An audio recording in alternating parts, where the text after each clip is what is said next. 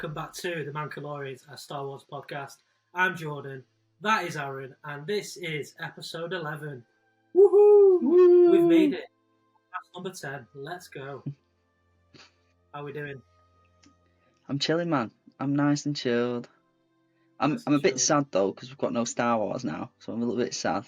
Oh, what do you mean? We've always got Star Wars. No, but I mean, like, there's nothing on now, is there? Do you know what I'm saying? Like, Acolyte's finished. Bad Batch just finished. What? You didn't restart it yesterday? No, I've been meaning to actually, just to rewatch them all as a whole, like a film. Yeah. That's what I've read a lot of people doing that on Twitter. I never get round to rewatching things, but it's a very, very good idea. Mm-hmm. But yeah, we've got a packed show. We're gonna review fully the Acolyte season as a whole, the good, the bad, the ugly. Then we're going to talk about potential season 2, which is definitely going to happen. I'll be shocked if it doesn't. We're going to talk about the recent 10-minute gameplay of Star Wars Outlaws, which is out in about 1 month from now.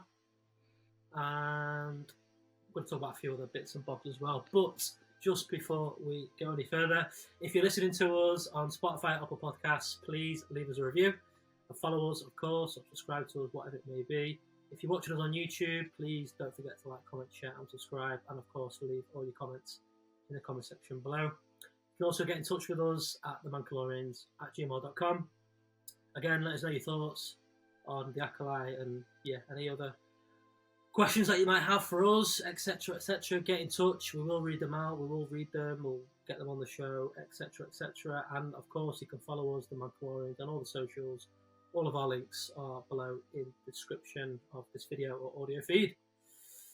So, let's talk about the Acolyte. Again, I'm sad it's over. But we're still not going to stop talking about it. We're going to renew that Acolyte hashtag. Still going strong. We're still doing it on Twitter. Leslie Helen knows about it. Disney know about it, Lucasfilm know about it, and they're going to give us a season 2. But we'll get to that a little bit later on. But first,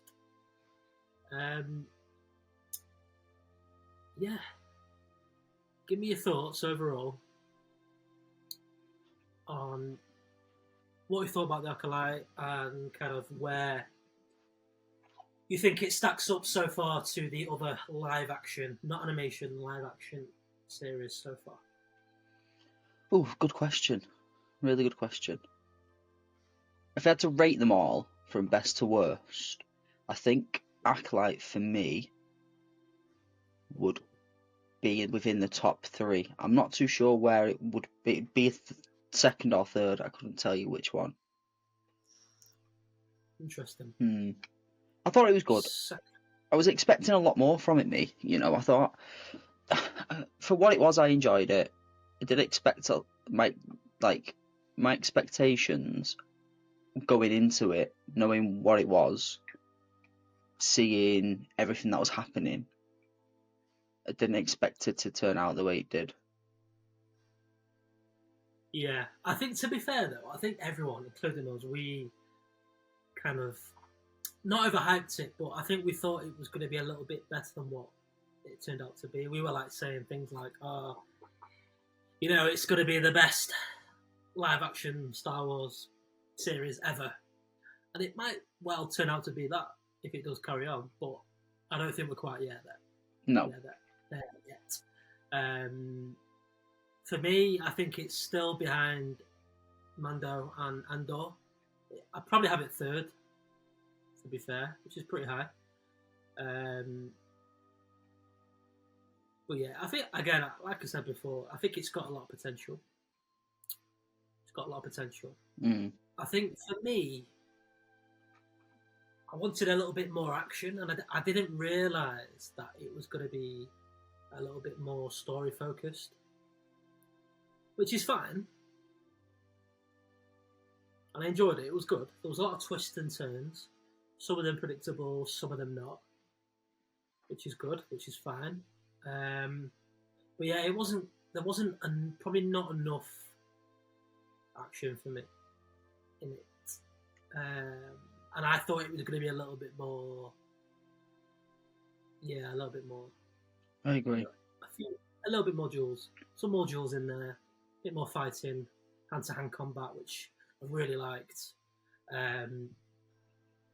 How many duels were in it in total? I think there was 4, maybe 5, if you include the first fight scene in the bar with May and the first one and then the last one. That's 2. Kalnaka, that's 3. Episode 5, there was like 2 or 3. Episode 6. Episode there was like 2. 6. Oh. There was one in episode 2 with the sand where she kicks it at Sol. Or she uses the force and throws it around her. Yeah, there was 6 or 7. To be fair, on average, there was probably nearly 1 an episode, but it was more of a mystery, thriller, drama kind of thing. I just expected a little bit more. I wanted to see lightsabers a little bit more, fighting a little bit more. But I feel like the pacing was slightly off. I feel like where it should have been slower, like for instance, like the realization of May turning from the dark side to the light side, like that should have been slower. The ending when Osha joined Chimere, like those moments where things just happened really fast should have been slower, and the other points that happened really fast, like Torben dying, they should have been slower. And then other parts of it that seemed to drag on for ages should have got to that point faster. Yeah.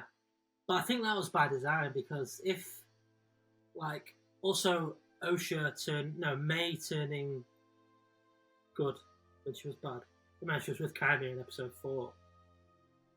And then next thing you know, Chimere goes off, and then next thing you know, she's like, no, I'm going to find my sister, and I'm turning good again. I was like, hang on a minute, you were just like bad a minute ago. Mm-hmm. That happened way too quick. And the pacing is definitely the biggest issue for me of the whole series, and I think a lot of fans that liked it, or maybe disliked it, agree with that as well. I think pacing issues definitely the main thing for me. I might jump on an AI and just ask them what their opinion is. I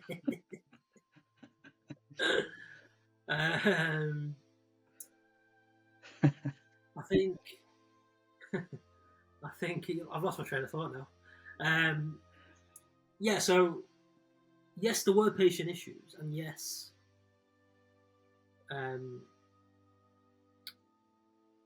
things could have been slower, especially. I think a lot of the pacing issues were probably with me and Osha, like you just said. But if they'd have been quicker, because the episodes were so short, they were like half an hour each episode. I don't think they could have been quick. So there's a reason why they were slow, because the episodes were short. So for me, if you had 45-minute, 1 hour episodes, and there was like 10 episodes instead of 8, I think it could have been perfect. I think there could have been no pacing issues whatsoever. I know, but that's where you've got to question the budget, because they had a massive budget. So how can they not spend that time making a longer episode and then making that pacing? Do you know what I mean? Better, like the shots, like for instance, leading up to something that's a big reveal is fine for it to be a slow pace, but yeah. Then I feel like the pacing issues were more around character development or character realizations in moments. That's where a lot of things for me, like it let it down. And the other thing that kind of bugged me with it was the fact that they spend no time on characters, and there's that many characters initially, and then they get rid of them all and kill them all off, and you don't build up a connection to be like sad about any of them, even though they're all named characters. Like I had no relationship to any of those characters, and I think that took away from me liking Osha and May. I feel like I resonated more with May than I did with Osha. I feel because we see her a lot more, we see her development and understand kind of her reasons. No, I get that. I disagree though with the fact, like for example, Jackie and Yord died. relatively quickly in the show. And I was gutted about that. And I wish they were given a bit more time on screen. Yeah.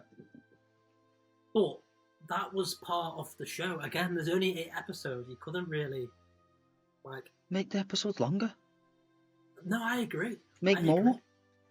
I agree. Mate, this is Star Wars. It's like $1 billion franchise. They can obviously do more. I agree, they can do more, but there's a reason why they're only doing half-an-hour episodes. What's the reason? Every show, I don't know. But if you notice, every show pretty much is max 45 minutes, 40 minutes, 35 minutes. So there's obviously a reason. And this show, I'm pretty sure, has had the biggest budget of any other Star Wars show, including The Mandalorian. And 180 million is a lot, to be honest. So it is strange that they can't do 45-minute episodes, 10 episodes. I think that would be perfect. Did you just say 180 mins? Sorry, 180 mil. I might have said 180 mils. Wow, it's not a budget. That's so cool. Yeah, it's a time frame. But do you know what I mean? I think a lot of people have said, oh, why can't there be a few more episodes? Why can't they be a little bit longer? And I agree. But to be honest, I've said that about other Star Wars shows. But for different reasons. Like The Mandalorian, for example, is my favourite show so far. I thought season 3 went downhill a little bit. But season 1 and 2, I think, are amazing, right? Some of the best Star Wars ever. For real? But even... What do you mean? Even you agree?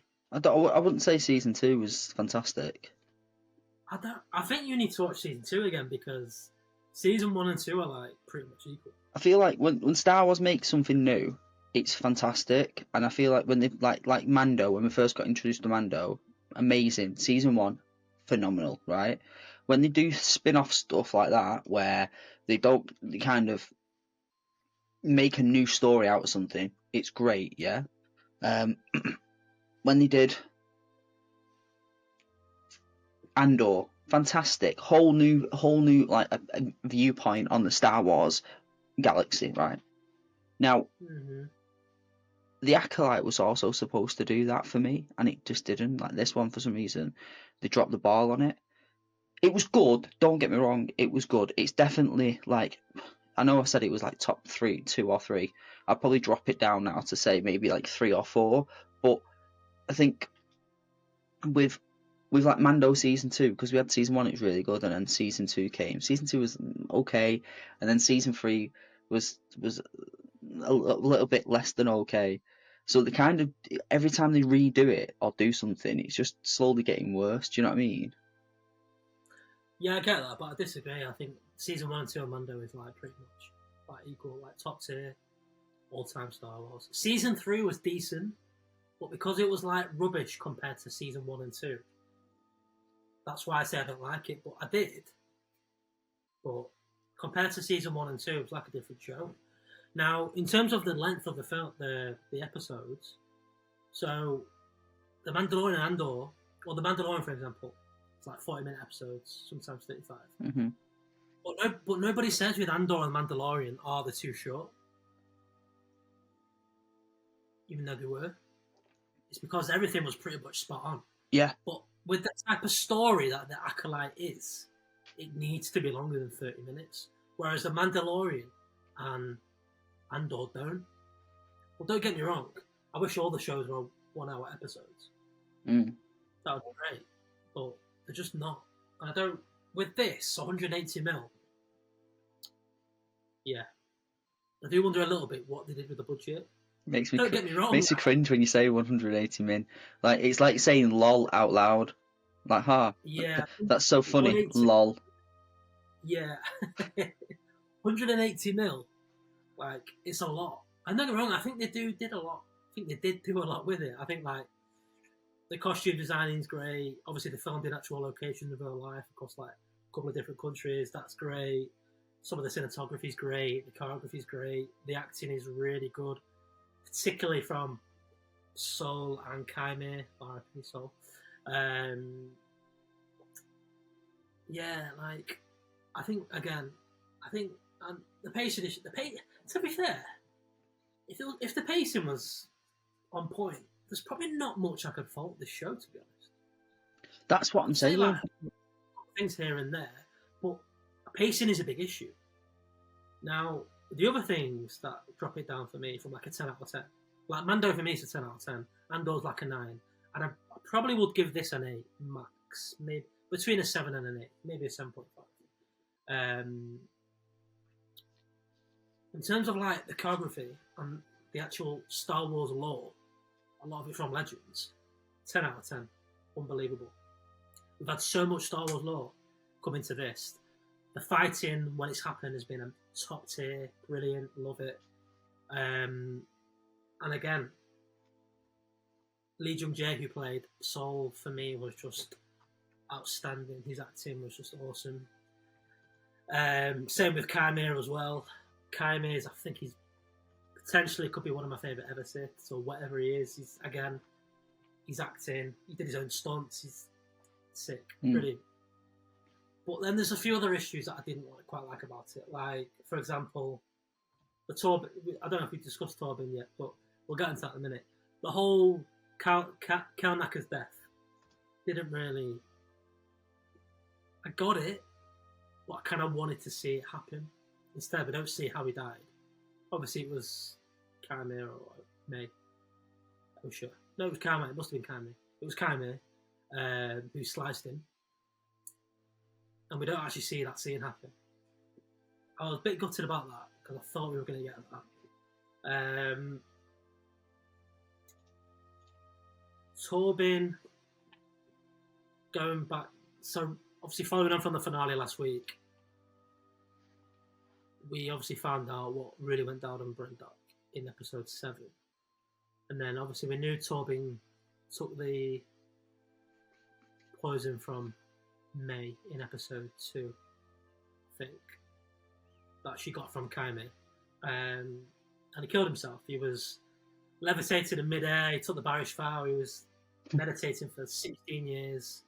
He had loads of guilt. He thought really bad what happened to the twins on Brendock, and he agreed to kill himself. And then when you actually find out what he actually did, I don't understand how he could have that much guilt to kill himself. Like, for me, in order for him to do that, he would have had to have killed everybody deliberately on Brendock 16 years prior. But he didn't. He barely did anything. He was just a bit of a spoiled kid. He wanted to go home. Why did he want to go home so much, by the way? We'll discuss that in a minute. But he wanted to go home. They were on Brendock for months. They weren't getting anywhere. And he was like a teenager at the time. He just wanted to go back to Coruscant. And that was it. So why did he end up killing himself? I didn't get that. I did not understand that at all. The floor is yours. A bit of a rant. You did, yeah. Just a bit of a mad rant. He really annoyed you, clearly. It just really annoyed you. No, just a few little things. That's the thing I didn't understand the most. And then I'm also going to bring up a point about Osha and May, who I do like. But I'll get into that in a moment. Mm-hmm. Well, I guess what, you know what? Bad and ugly, and etc. I can't disagree with you, because I think what he did, we spoke about it in the last episode, but like what he did wasn't actually that bad. Like, he actually didn't do anything bad apart from deflect a few bolts, which was pretty good, to be fair. So yeah, I'll see.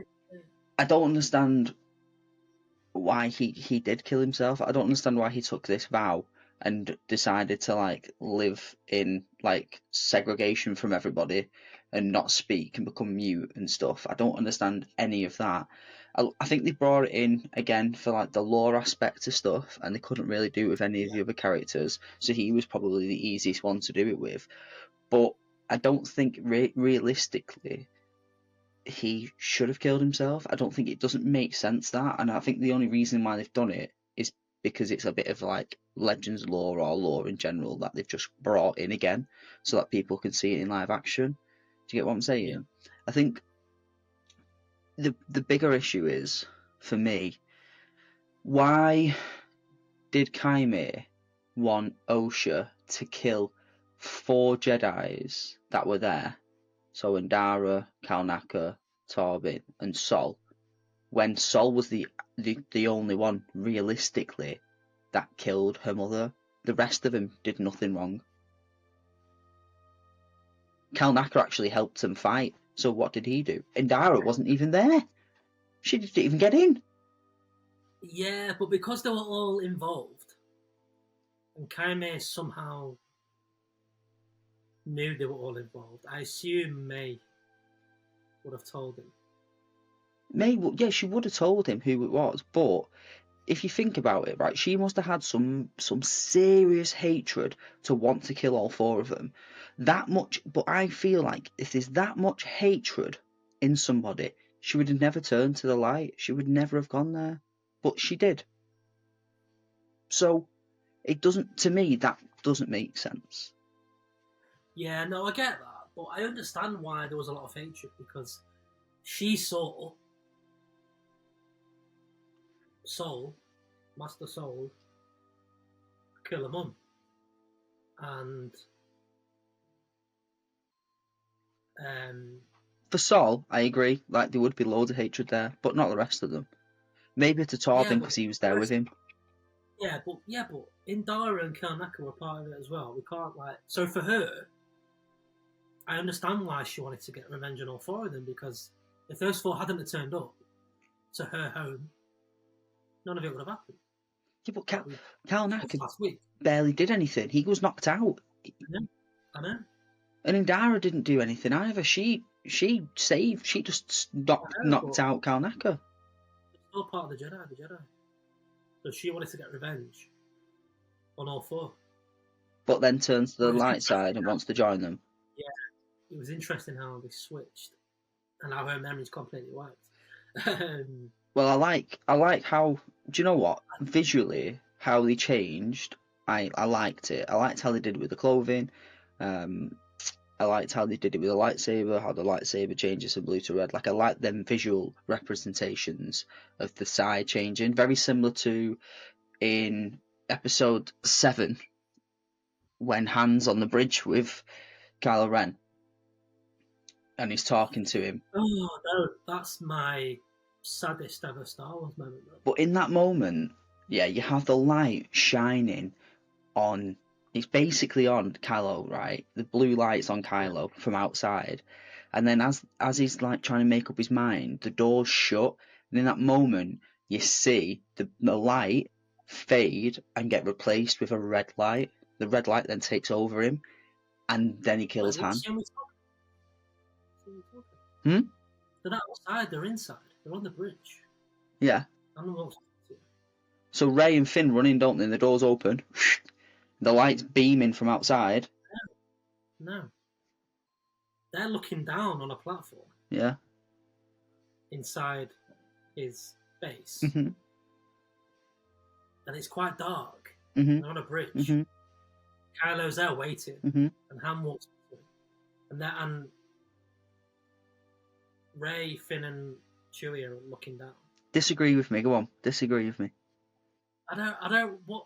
There's no doors where Han and. Where Rey and Finn run in, there's a door. That door. Run into what? To the ledge where they're watching him. Right. And then the door opens because they're running from outside. The door's open. They're stood there watching. The door's open behind them, and the light from outside is shining in, and it's on Kylo's face. It's behind Han. It's on Kylo Ren's face. I don't remember that. And then as he's making up his mind, and he's like, "Oh, you know, do what you have to do or whatever." He says to him, I can't remember the line.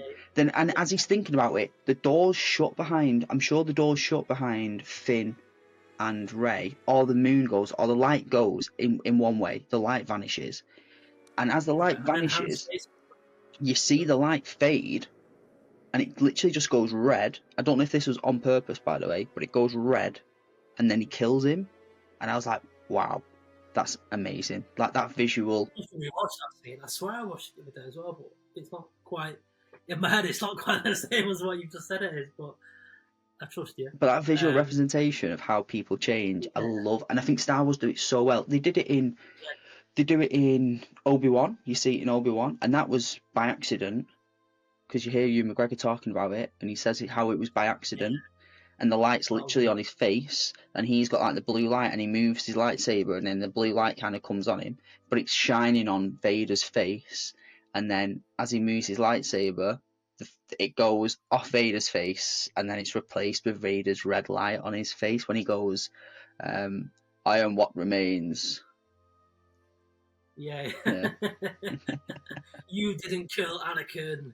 I did. Yeah, in that moment, I love it. I love that scene so much. That's the best scene of. That's one of the best scenes ever in Star Wars, to be honest. Yeah, and also I love the visual representation about. So there was somebody made this point, and I don't know if Dave Filoni did this purposefully, but no matter what, I will always think this is true. Ahsoka breaks Vader's his mask on the right side, yeah, and she sees him for the first time, and that's when she realizes, like, oh my god. Obi-Wan breaks his left side of his mask, right? So now his right side's been broken, his left side's been broken, allowing for Luke to fully take his mask off and reveal him fully to the light side. Yeah, and I was like, mate. Yeah, but Star Wars do like visual representations of character development so good. I can't lie, it's so good. I can't put it into words. I love it. I love how well it's done. Like, yeah, it's amazing. It's just one of the best things they do, to be fair. But yeah, going back to the Acolyte, where were we? Can't even remember. We're talking about how Osha, because I was saying how Osha, not Osha, May. I don't understand how she wanted to kill all the Jedi when Sol realistically was solely to blame. Look at that one. Look at that. Put that in pipe and smoke it. We're not just podcasters, eh? Yeah, no, again, comes down to the fact that those 4 Jedi were there. None of them all turned up. None of it would have happened. But anyway, I get what you're saying. The biggest thing for me with Osha and May before they switched, I didn't understand the motives. So, for example, when in episode 6, maybe episode 6, yeah, it was episode 6, where May wakes up, she's like walking around and stuff. My whole team is dead. See, when she went downstairs, remember I think they were trying to fix something because the ship couldn't move, came to a halt. So then she went down steps to like look at her. He told her to like sort it out. So she went downstairs, look around and stuff. And then she came back up and she had a knife or something, right? Mm. And she was walking slowly towards behind Sol, who was still in the pilot seat. And just as he turned around, like, she got rid of the knife. So like, why? I didn't really understand that. Like, if she wanted to kill him, which clearly she did, then why didn't she just do it? Why did she then? I've got a couple of answers for you. I feel like one reason is she wouldn't be able to take him on one by one, so she's had to try and catch him off guard. Was the first reason, and when he turns around, she can't, so she hides it. Yeah. The second reason is every single person she's fought, Kaimir has said to her, they must strike you first, or something along those lines. You must kill them without a weapon. That was the whole. And obviously, in the end, that's what Osha did to Sol. She killed her without a weapon. Oh my god! Oh yeah! Oh my god! Yeah. Oh wow! Yeah. Oh yeah! Exactly. Up there for thinking, down there for dancing. You're welcome. Someone told me what that saying means. You know. I thought it meant your feet. Does it not? I don't think so. Right, anyway, back to Star Wars. This is a PG podcast. I'm just saying. Just saying.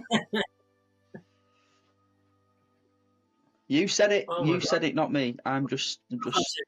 That's actually really funny, you know. Right. So Osha ends up killing Sol without a weapon. She just does that.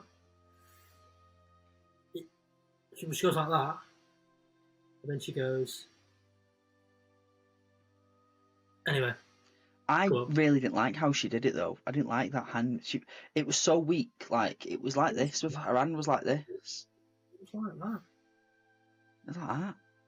I liked it, but it was different because normally it is like that. It's like So it's only like, "Ugh," but she was just like, it's just I love the to be honest. camera on my screen just stops with your face. We'll have to edit that. But yeah, no, yeah, because it's got a force choke. So when you're choking someone, you grab them like that, don't you? Do you know what I mean? Or like Yeah, that. But that there, like that's a force choke. This you don't choke no, someone like but she's this. really very powerful. I don't know why she's so powerful, by the way, but maybe we can get onto that later. But She's the force baby. yeah. So yeah, I didn't really understand the motives, but you said you've got a couple of her. Yeah, she tried. So May tried to kill. Well, she tried to catch Saul off guard. She wanted to stab him with a knife or whatever. But like, I didn't know. I still didn't fully understand what the twins towards the end, towards the end of the show. Like, what were they trying to do? Was one just trying to kill all the Jedi and then find a sister and then run away? And then was the other one just gonna stop a sister and then they just run away and away from the good and the bad? Like, was that all the twins wanted to do? Eventually, just find each other and then run away from the Sith and the Jedi? Like what? I don't think we the fans, the viewers, we don't fully understand their motives yet, which is strange because considering the show pretty much revolves around them, those two. I think that's a big downfall. Yeah, it's not been fully explained. I know May initially wanted to kill all 4 Jedi, and she went through half of them, and then Osha kind of wanted to help the Jedi stop her sister, and then like then what? I don't know. Do you think it was a bit too complex or not? Yeah, yeah. I think there was a lot of nuance involved in this series, and I think that's why I think a lot of fans hated it because I feel like some people don't get things straight away.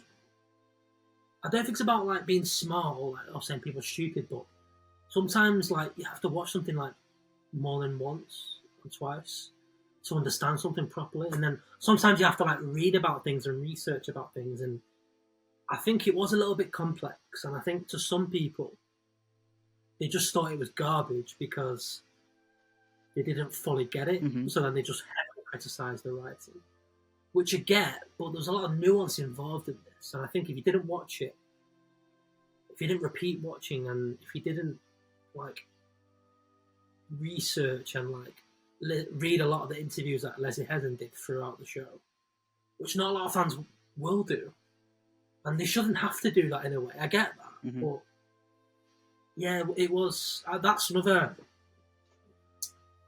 critique actually. It was a little bit. They used to say when you're filming, when you're making films, you treat the audience like they're stupid, so that you basically explain everything to them so they understand what's going on. And I feel like this doesn't do that. Like, for example, Andor does it really well. Sorry. I agree. But I think that purposely, that's probably why all these interviews that Edna's done recently, she's like explained.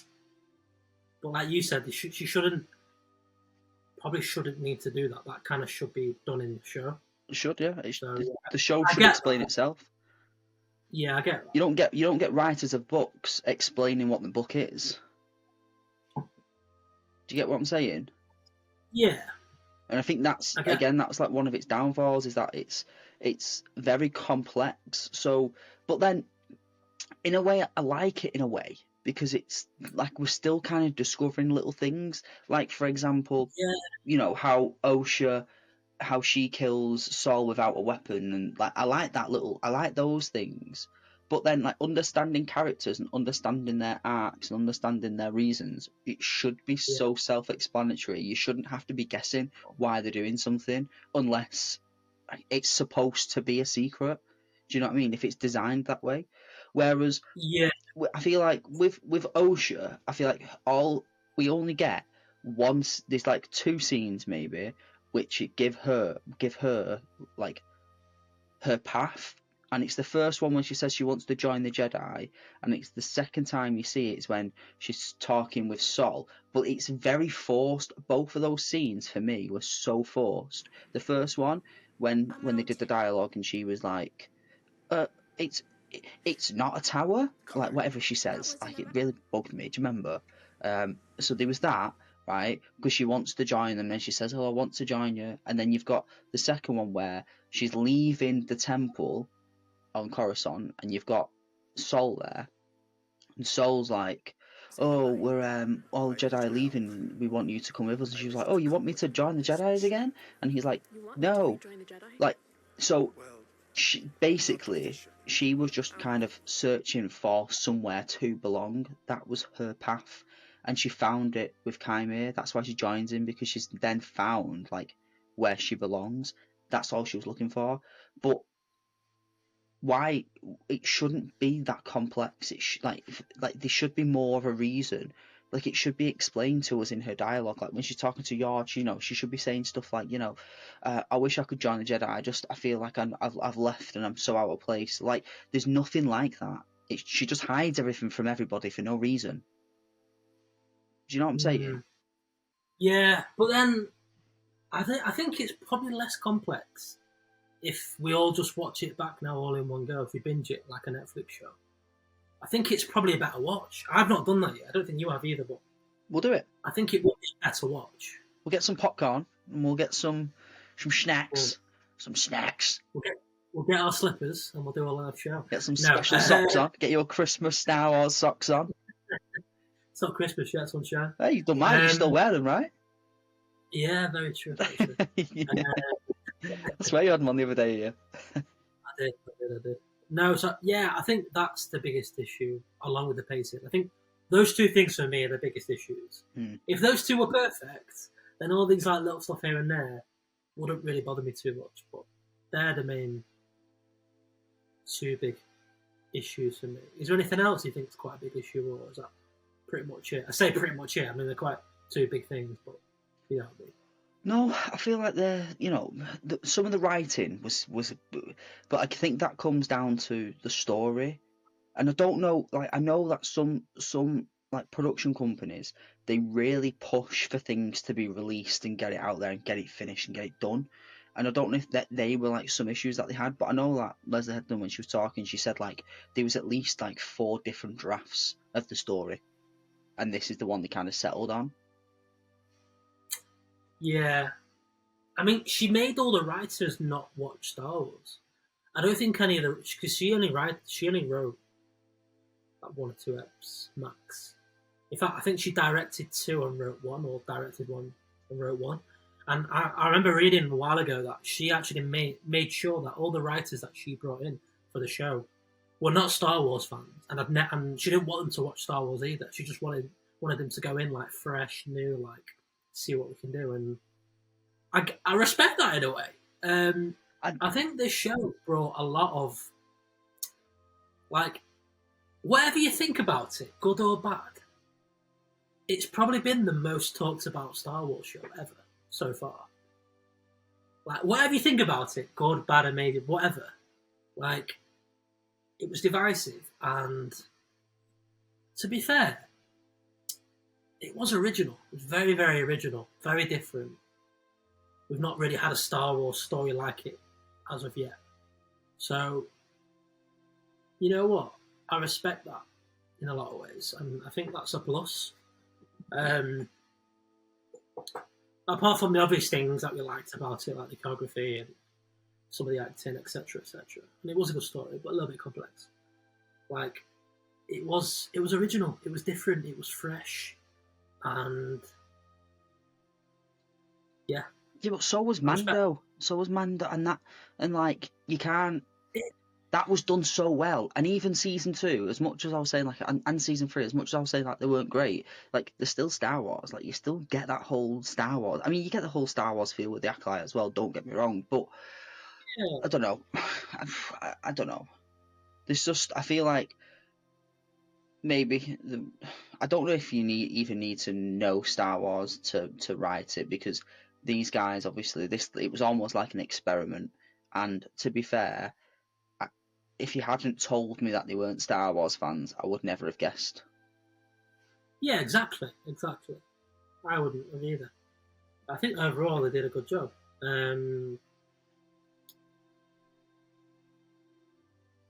Yeah. Anything else before we talk about potential season 2? Maybe the fact that, I mean, you mentioned it earlier on about Torben wanting to go home. There was something that crossed my mind, and it was basically, Tell us. why was he so eager to leave? He just wanted to go home so bad. And I think it was because he had a girlfriend or a boyfriend.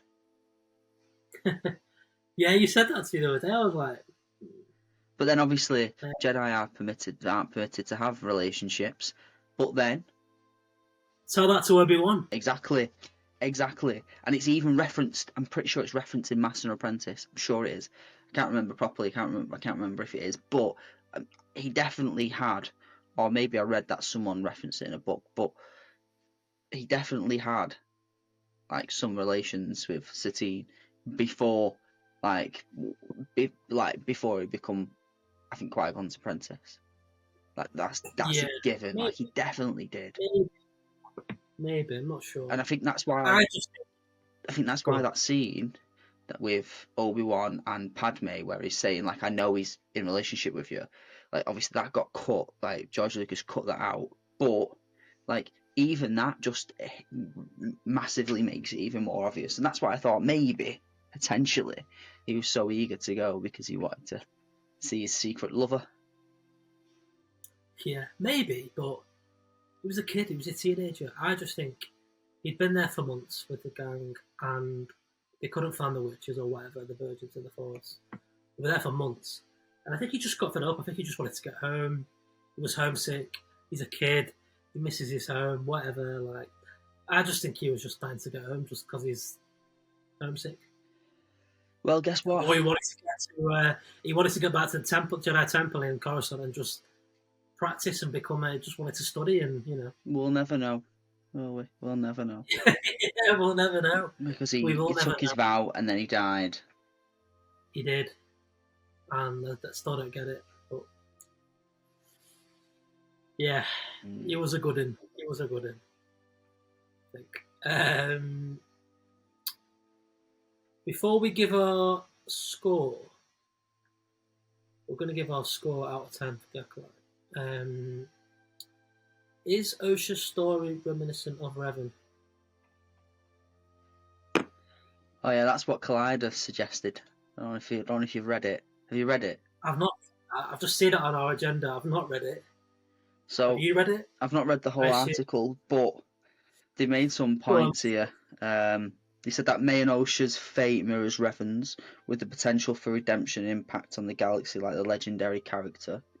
The Revan story offers a roadmap for May's journey, influencing not just the Star Wars universe, but potentially the series' outcome. And despite dark paths chosen, May and Osha may have a chance for redemption and survival, echoing the themes of turning back to the light. But for me, I love Revan's story. Love the book. And obviously, there's loads of stuff in Legend about him. I've only played the game and then read the book. And anything else like after that, I kind of read up on it, and I just couldn't get into it, me. So I've just kind of left it and chose to like it for what I know and not what I'll get involved in the rest of that, because it's massive. But I don't think this has any connection to Revan at all. I really hope not. I really hope they're not trying to use Revan's story to do this, because that would absolutely annoy the hell out of me. Yeah, I don't think they are. I think this is very much going to be going forward. I do think it will continue. I think this is very much going to be a Plagueis story. Mm-hmm. Now, I think the only connection you can have is the fact that Kaime brainwashes May. That's the only connection. But realistically, with Revan, he gets brainwashed by a Jedi who turns him to the light, whereas Kaime, who's the dark side, is brainwashed May, who then turns to the light. Which that's the only connection really that I can think of. So I don't understand how. And May she was never a Jedi, a fallen Jedi. So for me, it's definitely not the same. And I really hope that this article, like, I'm going to give it a proper read, but I really hope it's just like people clutching at straws. Yeah, I think it's. Yeah, I don't think it's going to be that. Yeah, I think that it's going to continue. It's going to kind of be around Plagueis and the Nestra and May, Oshakame. They're going to be the main. I hope we see more of Plagueis. He's going to be definitely. He's got to be involved if they do a season 2 or 3 because he's there now. We know he's there. Like, I don't know if him and Kaime yet are a thing. But yeah, we'll talk about it in a minute. So overall score then, out of 10. What are you giving the Acolyte?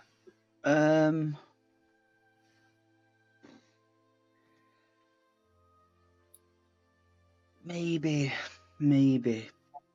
7, maybe 8. I think. Yeah, I don't think I could go any higher than an 8. I think 8's being generous, and I think if I go any lower than a 7, it's a bit harsh because I still enjoyed it, and every week I was like looking forward to what was coming next. Do you know what I mean? Yeah. So I can't fault it for that. Obviously, I think there's some work that needs to be done in terms of writing and pacing, some character development. But apart from that, I still really enjoyed it, and I loved the visual stuff on it. I can't lie. And some of the characters were phenomenal. Like, they've brought some of the best characters in Star Wars, I think. So, especially in like the live action series. So we're 7, 8, 7.5. Can you do 0.5s? Yeah, you can do a 7.5 if you want. We're gonna go 7.5 or 3.5 star. That doesn't sound too good. That 3 3/4. No. Yeah, it'd be 3.75. Yeah, I think I already said it before, but I'm also going to give it a 7.5. I can't quite give it an 8, and I think it's slightly better than a 7, so I'm going to go 7.5. Again, few issues. On the whole, though, overall it was good. And again, I think it's got so much potential. I think it genuinely could be a 10 out of 10, 9 out of 10 show one day. I hope it continues. I think it will. And that's the next segue. Is there going to be season 2?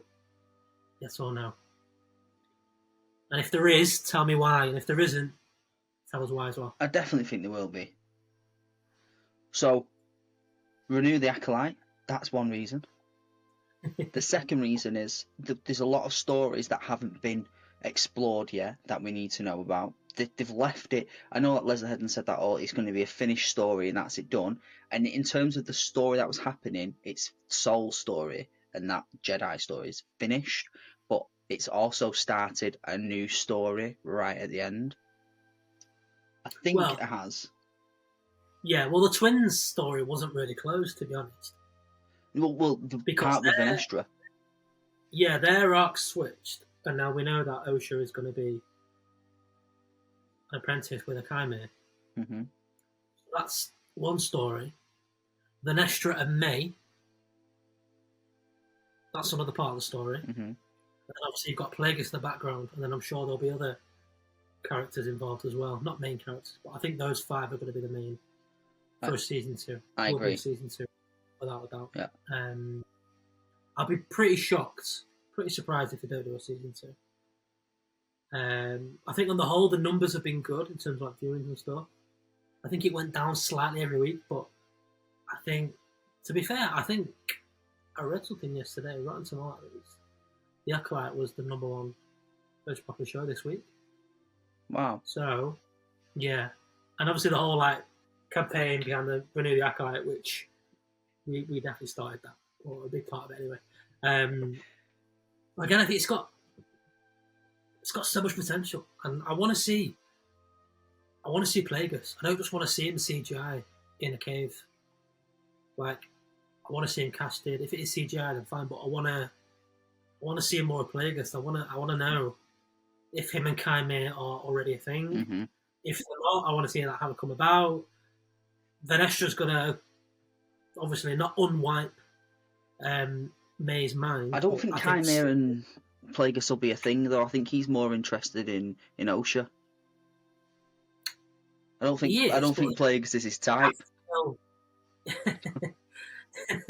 Does he have to kill Plagueis though? But they're not. That's not how Plagueis died. Well, technically, this whole rule of two Palps, thing, isn't it? Yeah, this whole rule of two thing, and then you've got the Knight of Ren, Kylo Ren theme that played twice in 2 episodes. But I still don't understand that, because it's kind of pushing towards that Chimera is a Sith. Obviously, the whole Plagueis thing. So I don't understand that whole Knights of Ren thing. I thought we were going to kind of go towards a kind of a Ren origin story, but I'm not. That now doesn't make sense. No one's really spoken about it. I think Leslie Headland touched on it in an interview like a week or 2 ago, and she said that kind of wait till episode 8, the finale, and it will kind of like you'll kind of find out a little bit more why like I deliberately like the theme was played. And I'm like, we didn't find out anything about like there was nothing. Yeah, I didn't get that. No idea. There's a reason why they've done it twice now. There's a reason why they've done it. Yeah, I think maybe they're just trying to make us think that Chimera is going to be a Sith, and that's why they brought Plagueis in. But then, I don't know. We don't know how the Knights of Ren came about. I really hope that's Chimera, though. I hope he is Ren and he starts the Knights of Ren, and we get that in this series. And I hope that Plagueis is just like observing from far away and understanding how the Force has created Osha and May, and that's how he understands the becomes Plagueis the Wise. I hope that's the storyline. I hope it's not anything different, because if it is, it'll kind of annoy me. Or did he help, or was he a part of creating the twins, quote unquote? Potentially. Because they do ask who's the father. Same person split into 2, which is interesting. And then we've got the whole. Obviously, we now know that Chimera is Venestra's former pupil. Yep, and that definitely is exploring. Obviously, by each week, if they do a season 2, each episode, I reckon May is going to have. She's going to get a memory back slowly each week, and then obviously her and Venestra are going to go after Chimera and Osha, so that's going to be interesting. There's so much more that I want to see. There's so much potential. I think it genuinely could be a great show, and I would be pretty surprised if it doesn't come back. So, yeah, I reckon I'll be back in a year or 2 for sure. Yeah, I think so too. Because they say any publicity, if it's bad publicity, it's still publicity. And I know this got a lot of hate, but a lot of those haters still watched it every week and moaned about it, giving the views. Exactly. And imagine hating something so much that you still watch it every week. That's bizarre. That is bizarre. Like, genuinely, like, I don't know if I could watch something that I hate, even if it was Star Wars. Could you? No. Like, if I don't like it, if I hate it that much, I'm just not going to watch it. Yeah, I just won't bother. Yeah. I don't hate anything in Star Wars. I've never hated anything in Star Wars. I hate elements of things in Star Wars as a whole, but for people to say that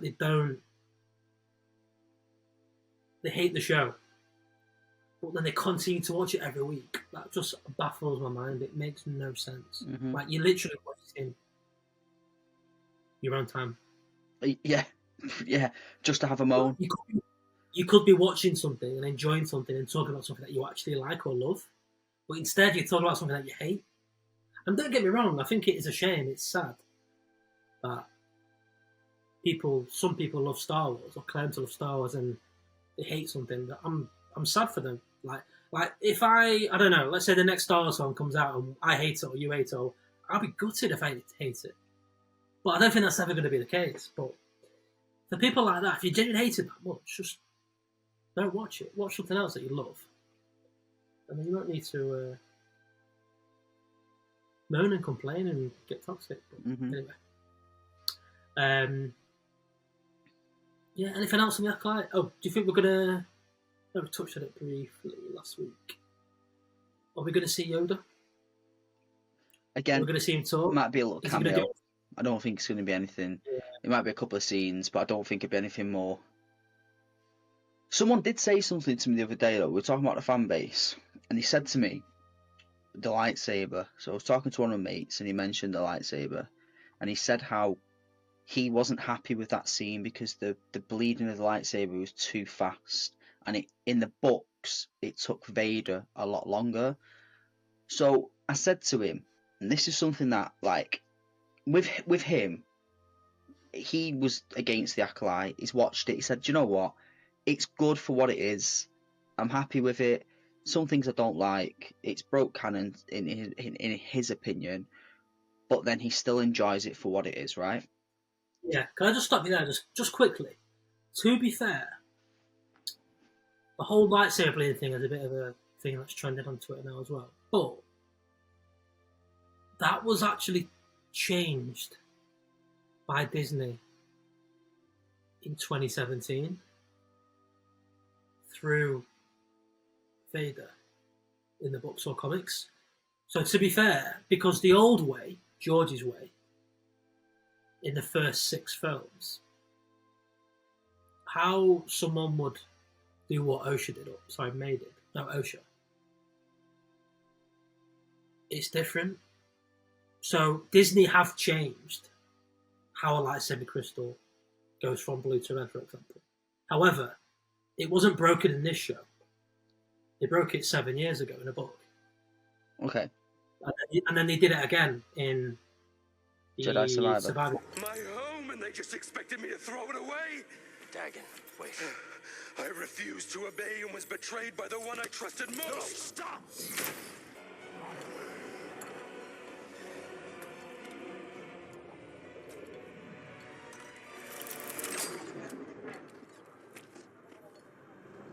Yeah. I like both ways. I'm not really fussed. I think this way is actually better than the original way.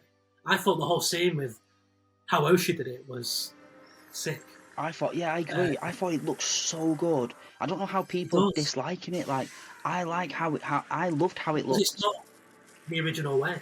But what is the original? I don't even know what the original way is. I just know that they bleed them. I can't remember, but I should have made notes about this because I was actually reading about it the other day. And Disney changed it. It's like completely different. Right. I'll have a look myself. Yeah. Which is fine. I think this way is actually better than George's way. But, yeah. Well, when I was talking to him... People are moaning about that, which I understand because... But again, it wasn't this show that changed it. It was... Disney did it in... Well, yeah, this Star Wars did it. Oh. So... 2017. Yeah, so when I was talking to my mate, he was talking about the book with Vader. I'm assuming that's the 2017 one. And he said it took him a lot long to go and bleed a crystal and how he did it. And he said that's the one thing that annoyed him with that final episode. And I said to him, like, for you to come back and say that annoyed you, I can appreciate, because you've got some evidence, you've got some reference material, like you actually know something, and that's what's you're comparing it to. Where a lot of people, they don't know anything. Like, people were moaning about Kaime's helmet and like didn't understand why it can knock, like it can overload lightsabers, like, but that's been canon for ages. But people don't know about it and they don't choose to go and do research, which is the issue that we've got with a lot of the fan base. But then on the other side of things, obviously I said to him, like, I get that you're annoyed, but like any series that's a book, everything changes when it becomes live action, because you have to remember that if Osha had to bleed that crystal for a long, long time, it would probably take the whole of the series if it was to follow the books. Whereas it's live action, and they had to make it. We already know that they've squashed everything down into really quick segments, and to do it the way they did it and make it look good, I really enjoyed. And people complained about the retconning the book of Ahsoka, and then what they did with Tales. But again, like in any series, Game of Thrones live action to the book is different. Harry Potter, the book, the live action is different. The Ahsoka, the Tales of the Jedi, the Ahsoka episode to the book is different. This, I know it's only something so small, but it's gonna be different because it's a visual interpretation rather than a reading material. So, that was just my opinion with it. I said it to him, and I think a lot of people sometimes they can get hooked on those things, or some people just don't even. They just don't. They just don't know. But the good thing about having different things is you can choose the one you like. If you like the books, then you can go and say, I like the books more. I like how the books do things differently. Again, different writers, different styles. That, but here's the counterpoint for that. Why can't some of these franchises, for example, Star Wars or whatever, why can't live action match the books? Like, because a lot of fans say the book, I think a lot of fans, especially of big franchises like Star Wars, a lot of fans say the books are better than the live action or films. Now I'm a watcher. Sorry. I'll drop my phone. I'm a watcher. I'm not really a reader. I know you're a bit of both. And a lot of fans are. And a lot of fans that are big franchise fans that love, like us, that love Star Wars and Lord of the Rings, etc., etc. 9 times out of 10, I feel like most fans say the books are always better than the films or TV. But why can't a film or TV be like an identical version of the book? Why does no one do that? It never will. It never will. But why? Because when you read a book, everything you're reading is your interpretation in your head, right? When you get a script that's written and you make it into a film, you're seeing the director's interpretation of that. Yeah, but I'm not on about interpretation. I'm on about say I don't know, something happened in a Star Wars book. A Jedi killed 3 people in this planet, but then the film, that doesn't happen. Because it's artistic differences. That's why. That's not interpretation. That's like completely different story. Do you know what I mean? It's not. I'm not on about interpretation. I understand that.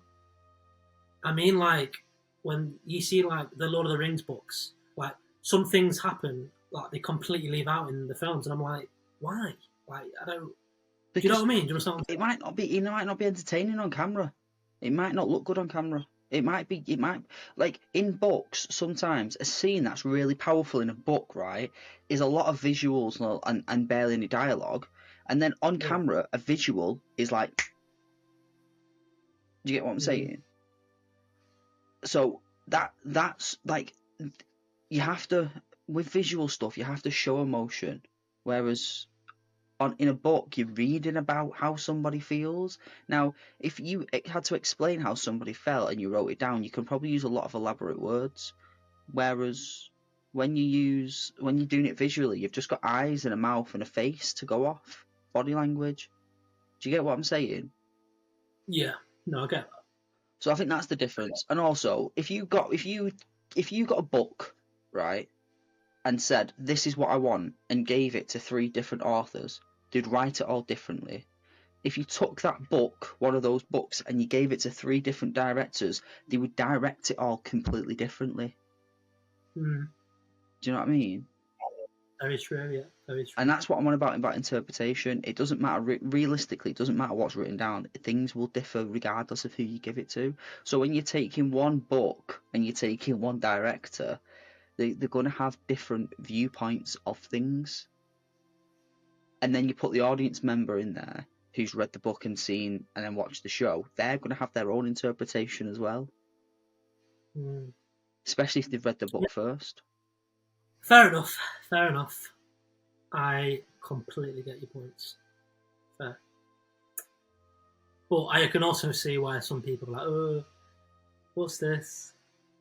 That's not what happened in the book. And do you know what? That's in the book. I can't How argue. come this was in the film? I get it, but like you said though, you can choose between which one you like. Maybe you'll like both. Like there's this whole, what's the phrase at the minute? Is it headcanon? Headcanon is like what you choose to be canon for you. Mm-hmm. So, like, for example, the Acolyte, a lot of fans will say, no, it's not canon. It's not my canon, that. I'm like, okay, fair enough. I mean, it is, factually it is, but if you don't want it to be in your head, then fair enough, it's not. Yeah. So, yeah, I think that's what headcanon means anyway. It's like, I mean, I don't know what it means, but it sounds like a good way of putting it. If it's not a thing, it should definitely be. Yeah, I was reading it before, and I was like, oh, you know what? Yeah, I like that. That's fair. That's fair. But yeah, anything else? No, again, like, picking what you like. Listen, I watched the episode of Tales of the Jedi with Ahsoka, and it was okay. I read the book and preferred the book. The book was a lot longer, a lot more happened in it, and I think that's another reason. You know, squat time limits, and the book was really good, and I really enjoyed it. And you know, I preferred the book than I did that episode, and especially how she like gets the lightsaber and how she purifies the crystal, like heals the crystal. I like that. In the books, it's 10 times better than the episode. And I think, obviously, you don't even see it in the episode. So, you know, I think that's just... And I've chose that to be my canon. And I'm happy with that. I don't disregard the episode.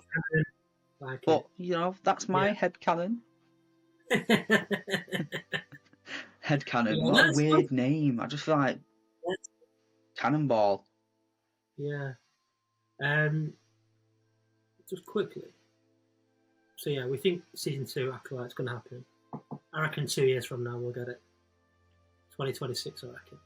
Yeah, I pretend. Yeah. I reckon they'll start working on it. They'll start filming early next year. Yeah. Yeah, I thought so too. Yeah.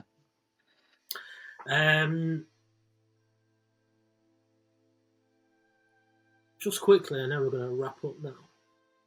I've not quite covered everything I wanted to cover, but we'll do it next week. Obviously, Comic-Con has just started today. It's now Friday the 26th. No, it started yesterday, Thursday, 25th, I think it started. We know there's going to be like a 1 or 2 Star Wars panels, mainly for Outlaws and books, etc. Do you think we're going to get any surprises over the next few days, or any announcements? Just quickly, what are your thoughts? Yes, I feel like we might get something for like the new upcoming things. I think we might get a little bit of what's it called? Star Wars Goonies. What is it? Star Wars Goonies. Yeah, we think that's what Skeleton Crew is going to be. Yes, that's the one. I think we might get a little bit of that, something around Skeleton Crew, because it's not a trailer. Too early yet. Well, it's going to be coming out in a few months, isn't it? December, November. Yeah, but the Acolyte's just finished. There's no way they're going to give us a trailer or a teaser. No way. I feel like they have to give us something. Really? They might do some posters or merch. We're not going to get a trailer till like September, October, I reckon. I don't know. I feel like we'll get a little bit. If not, then it'll be Outlaws. But because Outlaws is very, very soon, so. Yeah. Do you think we'll get anything? Mando season 4? Any of the future films? No, I feel that'll come next year. That'll be like Japan. Yeah. And onwards. Yeah, definitely. Celebration. Mm-hmm. Cool. Yeah, I tend to agree, to be fair. Yeah. Right, shall we wrap it up? Do you want to say the spiel? I'll try my best. You're usually really good at this. I'm usually awful you know at what? it. I'm going to start it and you can finish it. So, how about that? All right, cool. I'll give it a go. Anyway, so as always, thanks for joining us. And if you are liking our content, then please subscribe, hit the notification button, and give us a like, because obviously it does help content. It does help us out. It helps us build what we need. We are obviously on Twitter. We are obviously on Instagram, Facebook, Yeah. and Spotify, and TikTok, And Apple Podcasts. and Apple Podcast, and where you can, and YouTube. and YouTube, You know, you can obviously. So you can give us a listen on Spotify and Apple Podcast, and if you are listening to us on them currently, then if you've got any questions or any comments, then drop us an email. Anyone can drop us an email, but obviously on those audio apps, I guess it's a bit harder to. So just drop us an email. The Mancalorians @gmail.com. So drop us an email at mancalorians@gmail.com. Well, not at the Mancalorians. Just drop us an email, themancalorians@gmail.com. And obviously our handle for all our socials, again, it's just on the bottom, just here, for your Twitter, your Instagram, your TikTok, and your Facebook, and that is at the Mancalorians. So yeah, thanks for watching us. Thank you again for subscribing to us. Thank you again for giving us likes, comments, whatever. Even if you want to comment on our dietary requirements, I don't mind. I love it. Bring it in. Bring in the love. That's the best part. So, send us some diet plans, because we're not in the best shape at the moment. So we're open to all diet recommendations. Much appreciated. But yeah, thanks for joining us. Thanks for listening to us, and we will catch you next time. Catch you next time.